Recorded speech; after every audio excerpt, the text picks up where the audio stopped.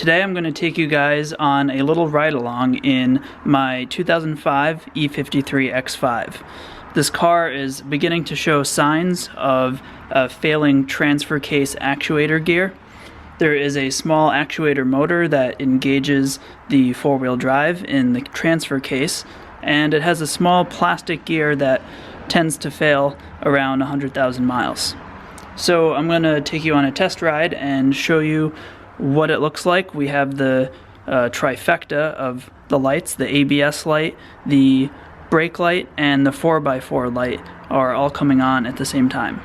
Okay, so here we are, day 2.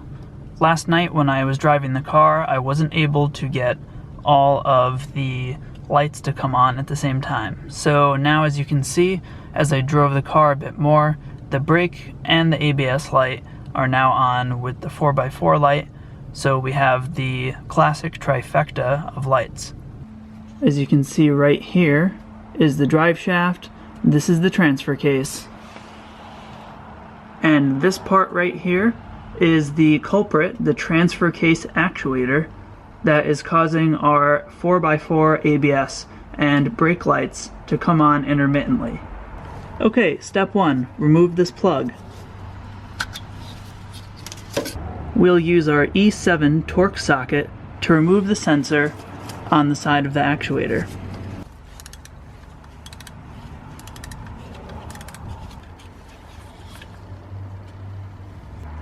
Remove the harness and set it aside so we can access the bolts. Next, we'll remove the 4 bolts by using our E10 torque socket.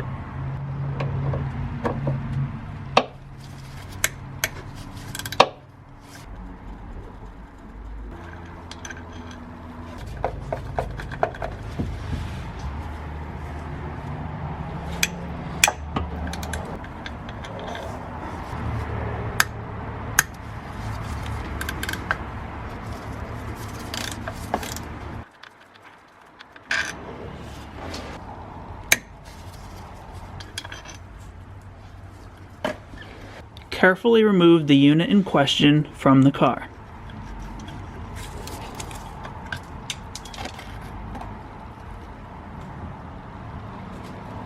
And here's where it attaches to the transfer case. Here's our transfer case actuator. The next thing we need to do is separate these 4 screws located here and here. Carefully select the T25.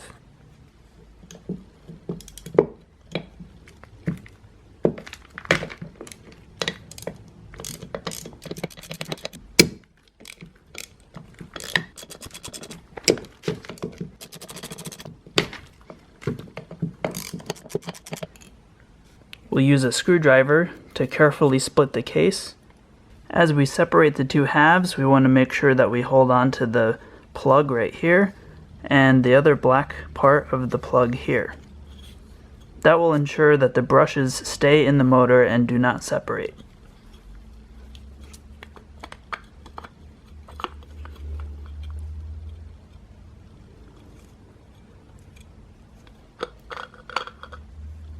Here's a close-up of our worm drive gear. The next step is to carefully remove the C-clip from the center of this gear.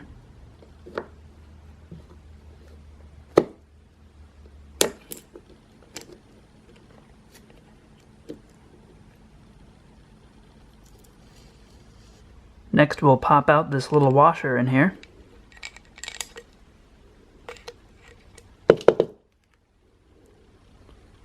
Next, we'll take our small flathead screwdriver and pry along the edges here to open the case.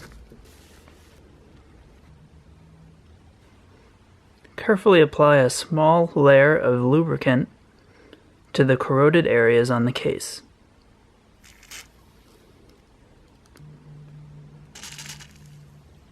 Let it sit for 5 minutes.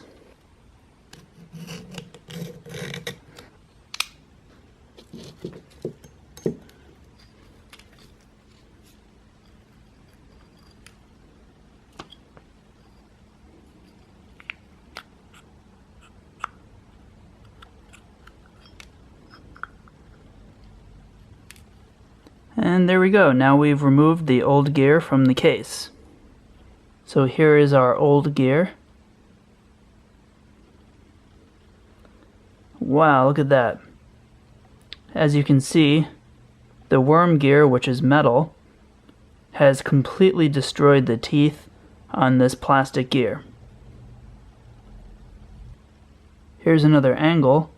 You can see how concave this has become from the teeth getting completely worn down. So what happens is we have our worm gear here, and when it's inside of the case, there's nothing for it to grip onto. Now, when we have a perfectly working system, these teeth will be gripping on the worm drive gear, and it will actuate the four-wheel drive, and everything is perfect.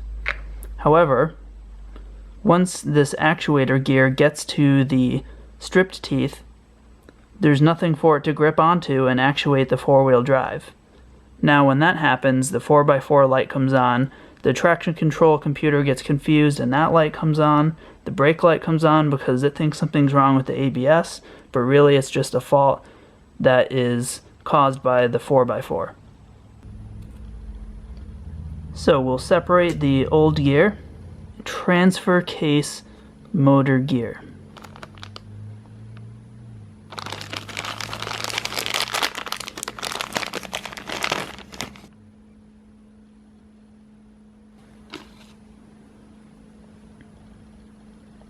As you can see, these two gears appear identical.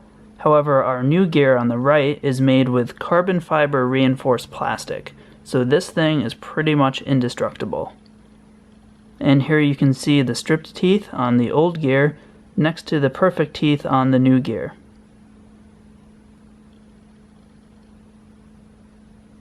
So here's the housing where the gear was.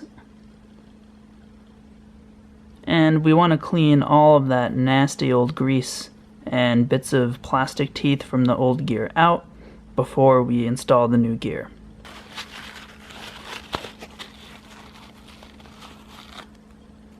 Attach the new gear to the old white plastic piece. We'll need a small amount of multi-purpose grease to re-lubricate the shaft inside of the case.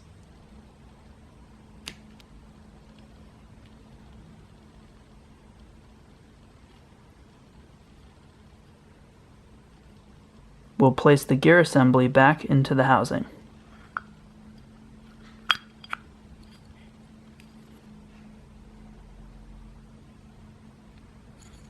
Place a small amount of grease into the housing where the shaft touches the gear.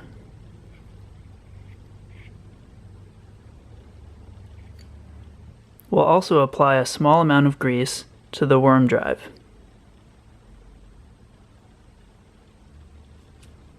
Now we'll reinstall the motor into the housing.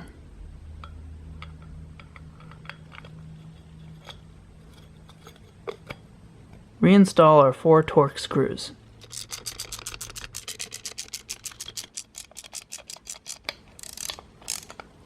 Replace the washer.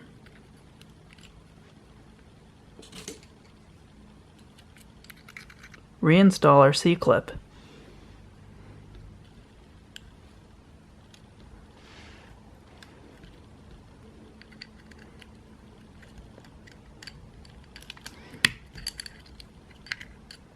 Squeeze the C-clip with the needle nose pliers to ensure that it stays on tight.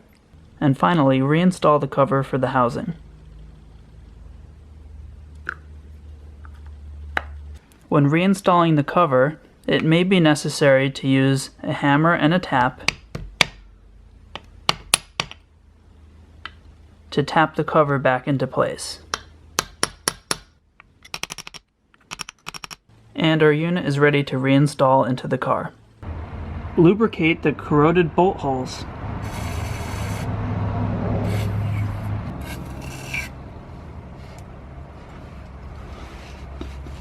Let's take the motor and install it back into the car.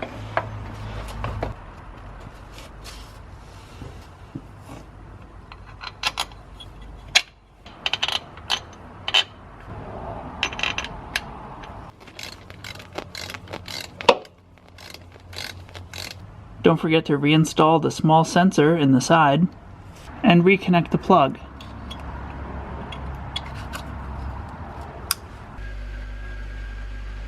Alright guys, as you can see, the 4x4 light is gone. The brake light, the ABS light, fixed for a low price of $11.